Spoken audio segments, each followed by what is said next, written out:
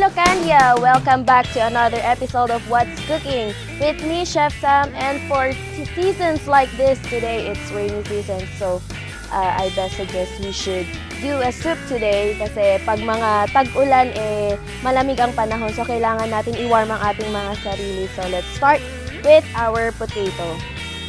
By the way guys, we are today making a potato, cabbage, and mushroom soup. So, yung mushroom soup, prepared na siya. We are using Campbell's for our recipe today, pero you can use another brand if you like. So, let's start with peeling our potatoes. Habang nagpipil tayo ng potatoes, painit na natin ang ating blanching water, which I have already done here. We already have a blanching water. And with our potato,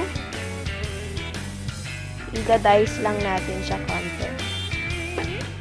Well, you know guys, it doesn't necessarily have to be potato, cabbage, anything. You can actually do anything in your pantry na gawing soup. Ako kasi weakness ko ang ulan. Ayoko yung nauulanan ako. Ayoko yung maliban na lang kung sobrang lakas kasi pag may mga ganun eh. It's fun to go and dance in the rain or diba?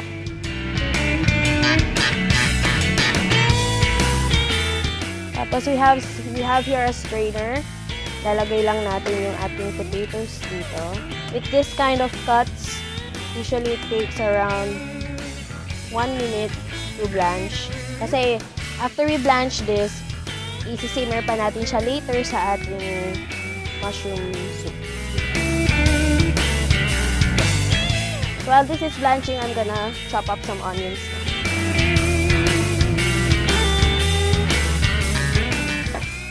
Tapos, let's start sauteing our. We're using butter for this dish. Kasi, pag may butter, it's more rich, more flavorful. But you can use canola oil or vegetable oil. Depende na ho sa inyo yan kung anong gusto nyo. But for me, this goes well with butter. Yung butter po kasi, it adds flavor and texture sa ating dish. And later on, it will thicken it as well. Habang sinosauté natin to, tanggalin na natin tong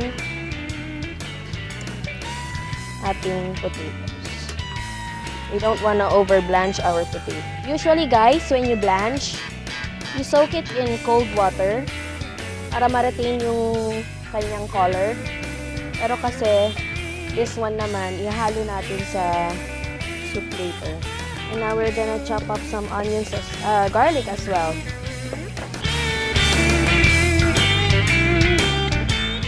Sabi nga nila, diba, the smaller the garlic, the more powerful it is. That's why I'm using this China garlic, hindi yung ating bawang na yung maliliit.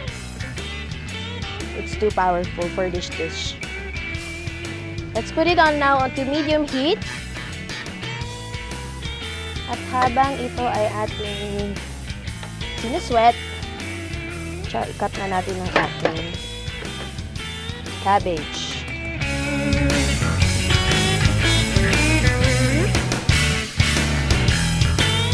Guys, this is very easy and fast to prepare and to cook.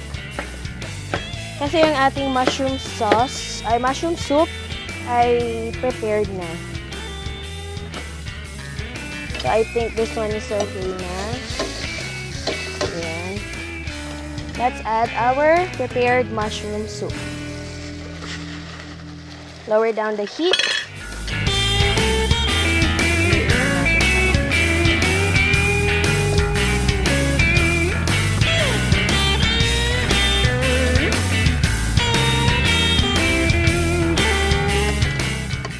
Incorporate lang natin siya ng maayos. Ayan. So, nakikita natin nagsisimmer na ang ating mushroom soup.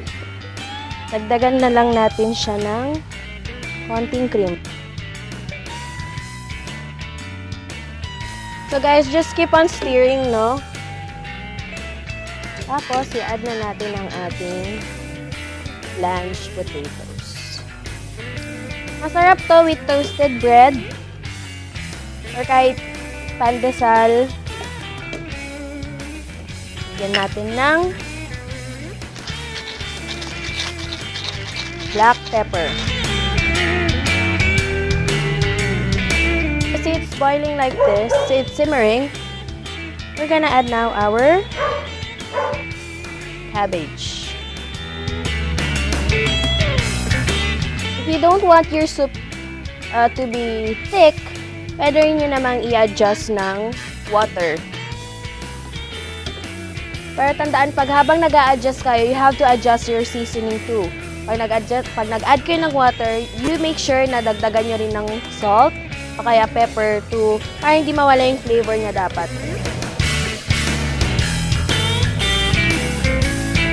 Naglalagay na tayo ng lemon.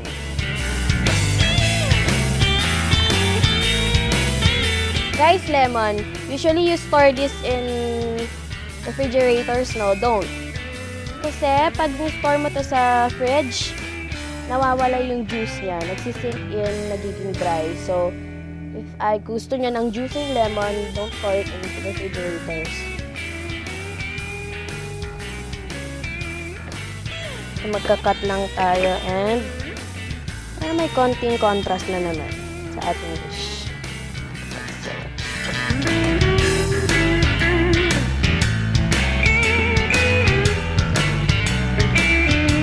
and lastly, we're gonna add cayenne pepper again for a little hint. Yan, about 2 dash. Tapos, stir in lang natin siya. Sarap. Yung contrast ng yung contrast between the saltiness and the tanginess from the lemon, sobrang bagay siya. Tsaka konting hint ng spice para maging angat yung heat. Kasi since it's rainy seasons, kailangan natin ng warmth sa katawan. So, ayun. So, this is done. And I'm ready to plate it. Natin to. I'm using your soup tureen since marami kaming kakain nito mamaya. I'm using your soup tureen. Pwede rin namang i-serve nyo siya sa single bowls. It depends. Pwede rin sa mug. Actually, yun na yung uso ngayon eh. Soups are best served in mugs na. Diba?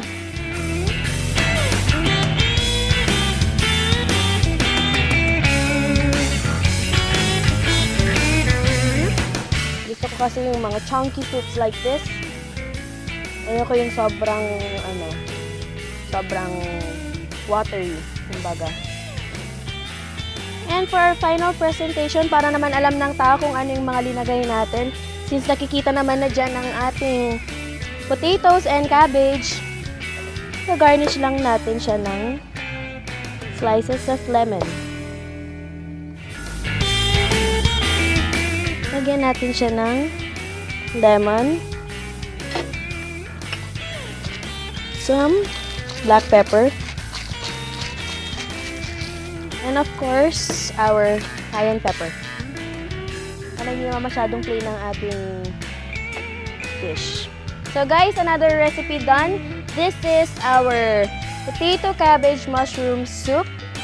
It is flavored with cayenne. And of course, our lemon para maiba naman, diba? Hindi nakakaumay. So, try this at home, and for this rainy season, I know you're gonna love it. So, for more recipes and tips, join me again next time on another episode of What's Cooking, only here on Wake Up Ilocos.